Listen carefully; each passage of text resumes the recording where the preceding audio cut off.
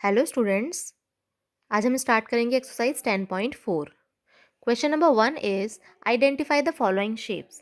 यहाँ पे आपको कुछ शेप्स गिवन है, आपको उन्हें पहचानना है। देखो, फर्स्ट जो फिगर है, फर्स्ट जो शेप है वो है पैरेललोग्राम की। इस शेप का नाम होता है पैरेललोग्राम।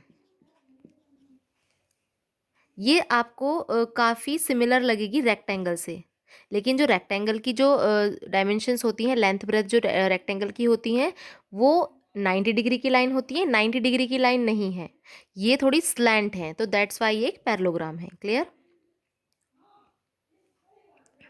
नाउ सेकंड वन, अगर आप ध्यान से देखेंगे तो आपको पता चलेगा ये इस शेप का नाम होता है स्क्वायर, और ये आपने पहले भी इस टाइप की शेप देखी है, तो आप इसको नेम देंगे स्क्वायर। थर्ड शेप को अगर आप ध्यान से देखेंगे तो ये शेप एक ट्रेपेजियम की शेप कहलाती है। इस प्रकार की शेप का नाम आप आगे से ध्यान रखेंगे, ट्रेपेजियम।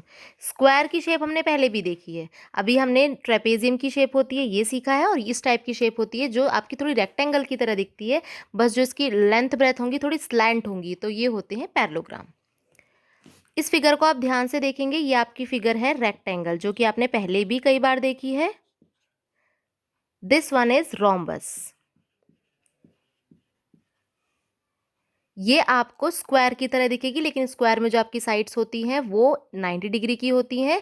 यहाँ पे जो आपकी साइड्स हैं स्क्वायर की स्लैंट होती हैं, इनकी पोजीशन चेंज हो जाती है, दैट्स वाई इसका नाम हो जाता है रोम्बस, और ये 90 डिग्री की लाइन नहीं होती है।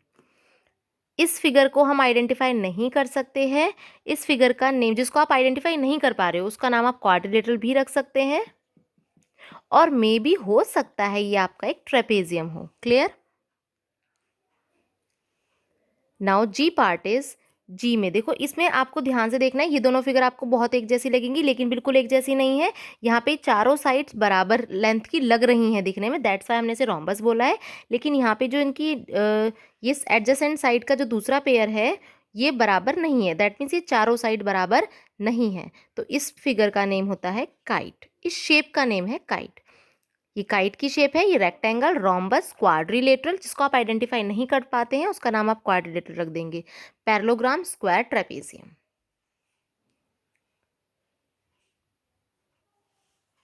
Question number 4, four sides of a quadrilateral have same length, can you sure that quadrilateral is a square, give reason for your answer.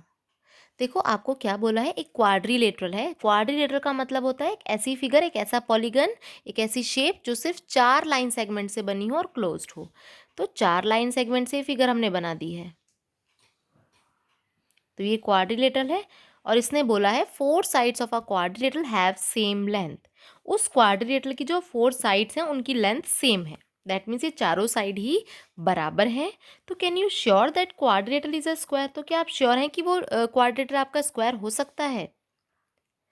देखो, it may be a square, but अभी हम sure नहीं है कि ये एक स्क्वायर ही होगा, क्योंकि मैंने आपको अभी बताया है कि जो एक रोम्बस की शेप होती है वो आपकी सिमिलर होती है स्क्वायर से, क्योंकि उसमें आपकी सभी साइड इक्वल होती हैं। इस रोम्बस, देखो, ये भी एक क्वाड्रिलेटरल है, ये भी एक क्वाड्रिलेटरल है, दोनों ही क्वाड्रिलेटरल की चारों साइड बराबर है, क्योंकि क्वेश्चन ने बोला है। तो रोम्बस भी ऐसी शेप होती है जिसमें चारों साइड इक्वल होती हैं, और स्क्वायर भी ऐसी शेप है जिसमें चारों साइड इक्वल है। तो अभी हम श्योर कैसे कह सकते हैं कि हम श्योर हैं कि वो जिसकी बात कर रहा है वो एक स्क्वायर ही होगा? It may be a rhombus also, right?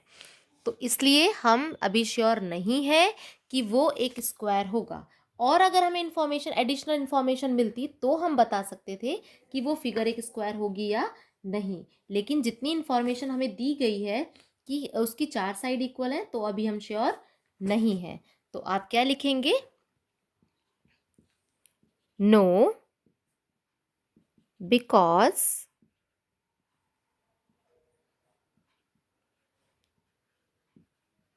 rhombus also have 4 equal sides, क्योंकि रोम्बस की भी चारों साइड बराबर होती हैं। Clear? Question number 6 is AD parallel BC। Question number 6 में आपको गिवन है जो साइड AD है वो BC के पैरेलल है।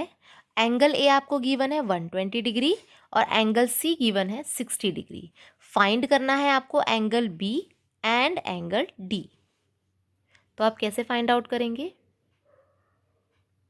देखो ये जो फिगर है आपकी, जो शेप आपको गिवन है, ये शेप है आपकी ट्रेपेजियम, क्योंकि ट्रेपेजियम की शेप ही ऐसे दिखती है। मैंने अभी आपको दिखाया था।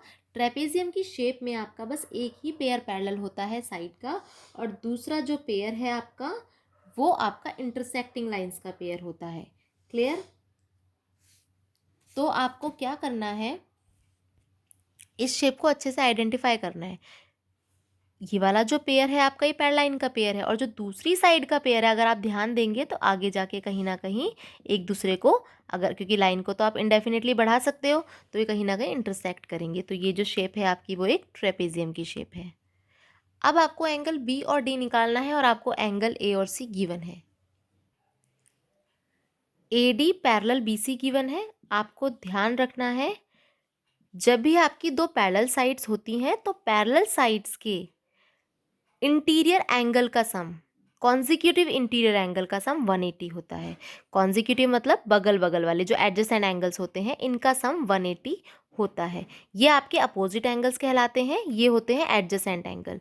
ये दोनों भी एडजेसेंट हैं, ये दोनों भी एडजेसेंट हैं। आपको ध्यान रखना है, जो दो साइड्स पैरेलल हैं उनके अंदर एक ही साइड पर जो एंगल्स होंगे उनका सम 180 होता है। इन दोनों ही एंगल का सम 180 होगा। Angle A plus angle B equal 180 degree. Clear? Angle A आपका 120 डिग्री गिवन है, plus angle B is equals to 180 degree. Angle B आप कैसे फाइंड आउट कर सकते हैं? आपको पता है दोनों का सम 180 है, तो हम 180 में से एंगल ए को माइनस कर देंगे, यानी कि 120 डिग्री माइनस करेंगे तो आपका एंगल बी आ जाएगा, which is equals to 60 degree. Clear? तो एंगल बी आपने फाइंड आउट कर लिया है 60 डिग्री। ऐसे ही आप एंगल डी को फाइंड आउट करेंगे। एंगल डी और सी का सम भी 180 डिग्री होगा, क्योंकि ये भी दोनों पैरेलल लाइंस के अंदर के ही दोनों एंगल है। Angle D plus angle C equal 180 degree. Angle D आपको फाइंड आउट करना है। Angle C is equal to 60 degree equal 180 degree. Angle D की वैल्यू आप कैसे फाइंड आउट कर सकते हैं? 180 में से आप 60 को माइनस कर देंगे तो आपका एंगल डी आ जाएगा, which is equal to 180 degree. Clear है?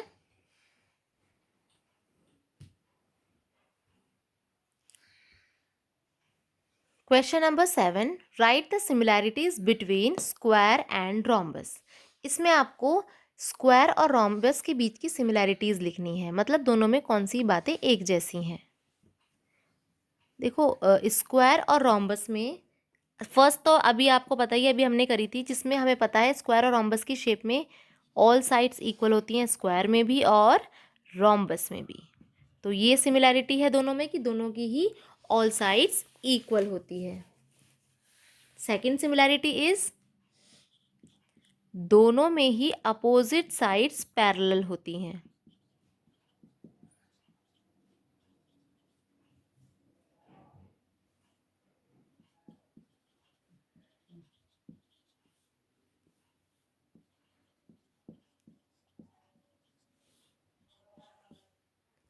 और दोनों ही शेप में डायगोनल्स जो होते हैं स्क्वायर के भी और रोम्बस के भी, वो बाइसेक्ट करते हैं each other at 90 degree.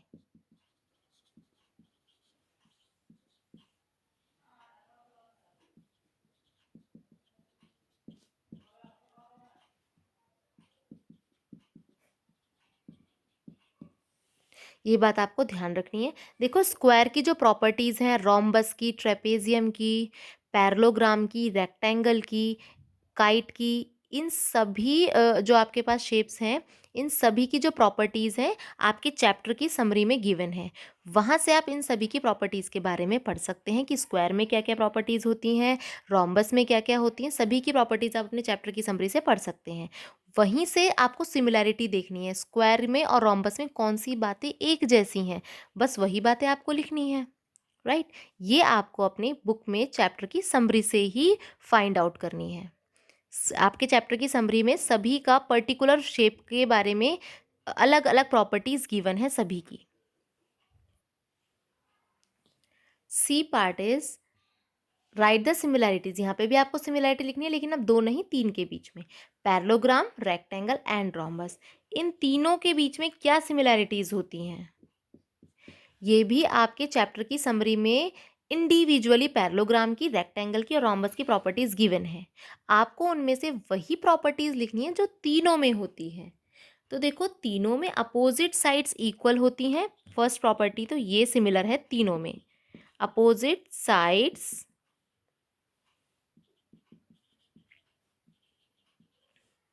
Are equal. तीनों में ही अपोजिट साइड इक्वल होती है और तीनों में ही अपोजिट साइड पैरेलल भी होती हैं। आपको यहाँ पे वही प्रॉपर्टीज लिखनी है जो तीनों में सिमिलर होंगी, तीनों में एक जैसी होंगी। डायगोनल बाइसेक्ट ईच अदर, तीनों के जो डायगोनल होते हैं वो बाइसेक्ट करते हैं एक दूसरे को।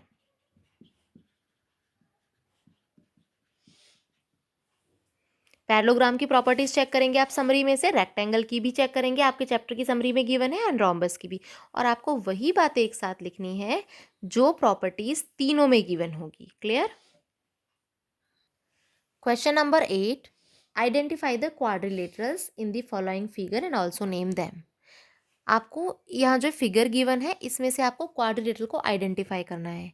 देखो, किसी क्वाड्रिलेटरल का पर्टिकुलर नेम गिवन नहीं है कि रोम्बस को, पैरेललोग्राम को, स्क्वायर को, रेक्टेंगल को, नहीं, सिर्फ क्वाड्रिलेटरल को आइडेंटिफाई करना है। क्वाड्रिलेटरल का मतलब होता है चार साइड वाली फिगर, यानी कि कोई भी चार लाइन सेगमेंट से जो फिगर बनेगी, जो शेप बनेगी, बस आपको उसको आइडेंटिफाई करना है, उसकी नेमिंग करनी है। राइट? यहाँ पर आपको जो जो चार लाइन वाली फिगर दिख रही है, शेप दिख रही है, आपको बस उनका नेमिंग करनी है। अगर आप ध्यान से देखेंगे, ए सी ई, ये एल नहीं, आई है, सॉरी, दिस इज आई। तो आपको ए सी ई आई, ये भी एक क्वाड्रिलेटरल नजर आ रहा है, तो हम इसको नेम दे देंगे क्वाड्रिलेटरल ए सी ई आई। आप क्वाड्रिलेटरल का सिंबल भी बना सकते हैं और पूरा क्वाड्रिलेटरल भी वर्ड्स में लिख सकते हैं। Quadrilateral A C E I. And second one, एक ये भी आपका क्वाड्रिलेटरल है, चार लाइनों से बना है, जी एफ एच आई। ये देखो क्वाड्रिलेटरल का सिंबल है, बार बार क्वाड्रिलेटरल लिखने से बेटर है आप ये सिंबल बना देंगे, जी एच एफ आई।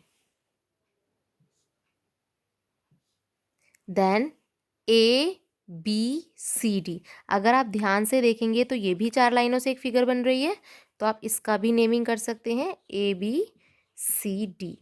क्लियर? ये भी एक क्वाड्रिलेटरल है। देन ए डी ई आई, अगर आप ध्यान देंगे तो ये भी चार लाइनों से बन रहा है, A D E I. Quadrilateral A D E I, ये आपका क्वाड्रिलेटरल का सिंबल है। बार बार क्वाड्रिलेटरल लिखने से बेटर है आप ये सिंबल लगा दो। Then A D F I, और आप ध्यान से देखेंगे तो ये भी एक क्वाड्रिलेटरल है, ए डी एफ आई। ये भी आपका चार लाइन सेगमेंट से ही बन रहा है। Then A C F I, A C F I, quadrilateral A C F I. That's all, इतने ही क्वाड्रिलेटरल हैं, quadrilateral A C E I, G H F I, A B C D, A D E I, A D F I and A C F I. इस figure में इतने quadrilateral हमने identify करे हैं और इनकी नेमिंग भी की है। क्वाड्रिलेटरल का मतलब सिर्फ चार लाइनों से बनने वाली figure, doesn't matter that it is rectangle और स्क्वायर, बस आपको क्वाड्रिलेटरल होना चाहिए, उसकी चार साइड्स होनी चाहिए। Question number 9 is a quadrilateral has all sides are equal in length. एक क्वाड्रिलेटरल है जिसकी चारों ही साइड बराबर हैं, ये चारों ही साइड बराबर है, but diagonals are of unequal length, लेकिन उसके डायगोनल बराबर नहीं है। तो which type of a quadrilateral is it? तो ये कौन सा टाइप का क्वाड्रिलेटर होगा? देखो, हमारे पास जो दो क्वाड्रिलेटर होते हैं जिसकी चारों साइड बराबर होती हैं, ऐसे 2 होते हैं जिनका पर्टिकुलर नेम भी गिवन है। ये चारों साइड्स बराबर हैं।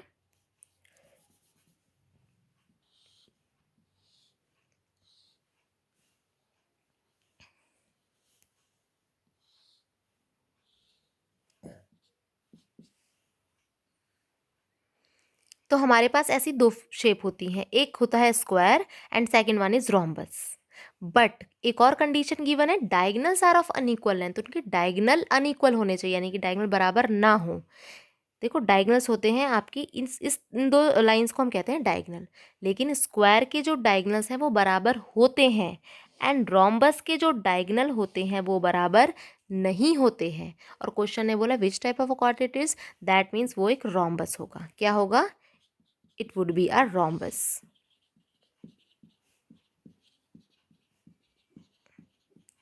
बिकॉज रोम्बस के जो डायगनल्स हैं वो बराबर नहीं होते हैं और उसकी चारों साइड इक्वल होती हैं। और यहाँ पे हमें 2 कंडीशन गिवन है और दोनों ही कंडीशन अप्लाई करके एक क्वाड्रेटिल को नेम देना था। और हमें पता है दोनों ही कंडीशन अप्लाई हो रही हैं रोम्बस में, क्योंकि स्क्वायर की सिर्फ चारों साइड बराबर होती हैं, सारे डायगनल उसके दोनों डायगनल्स इक्वल नहीं होते हैं। क्लियर? तो दोनों ही प्रॉपर्टी इस फिगर में, इस शेप में हमारी एप्लीकेबल है। दैट्स वाई वो जो भी शेप की बात हो रही है, जिस क्वाड्रिलेटरल की बात हो रही है, उसका नाम है रोम्बस। आपके इस चैप्टर की समरी में सभी शेप्स की इंडिविजुअली प्रॉपर्टीज आपको गिवन है, आपको वहीं से वो रीड आउट करनी है और याद करनी है सभी शेप की प्रॉपर्टीज की, किस शेप में कौन कौन सी साइड्स इक्वल होती हैं, कौन सी साइड पैरेलल होती हैं, कितने एंगल्स इक्वल होते हैं, डायगनल्स इक्वल होते हैं या नहीं, बाइसेक्ट ईच अदर होते हैं। ये सभी प्रॉपर्टीज़ आपको वहाँ से रीड आउट करनी है।